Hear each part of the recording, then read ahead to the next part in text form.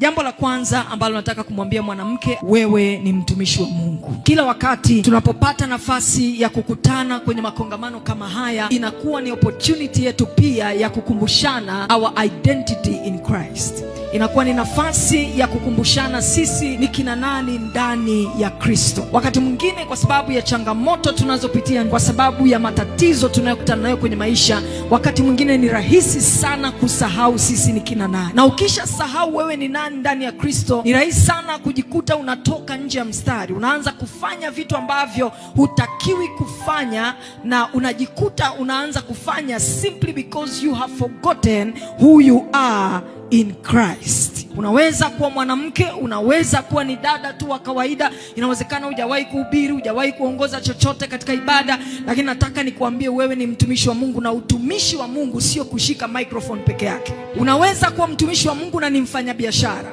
Unaweza kuwa mtumishi wa Mungu na ni mwalimu. Unaweza kuwa mtumishi wa Mungu na daktari.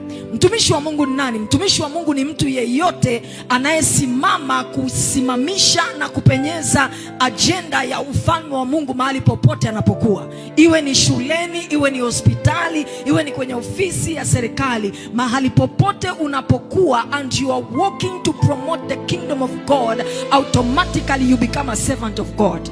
Mtumishi wa Mungu sio lazima tu yule anayehubiri kama sisi. Mtumishi wa Mungu sio lazima tu yule anayeongoza maombi kanisani. Mtumishi wa Mungu sio lazima yule anayeimba kama Njoki. Mtumishi wa Mungu ni mtu yeyote anayesimama kutetea ajenda ya ufalme wa Mungu mahali popote alipo. Na sisi tuliookoka wote ni watumishi wa Mungu, including you, including me. Anasema kwenye kile kitabu cha Yoeli sura ile ya 2 na mstari wa 29, anasema hata juu ya watumishi wangu wanaume na wanawake katika siku zile nitamimina Roho wangu Mtakatifu.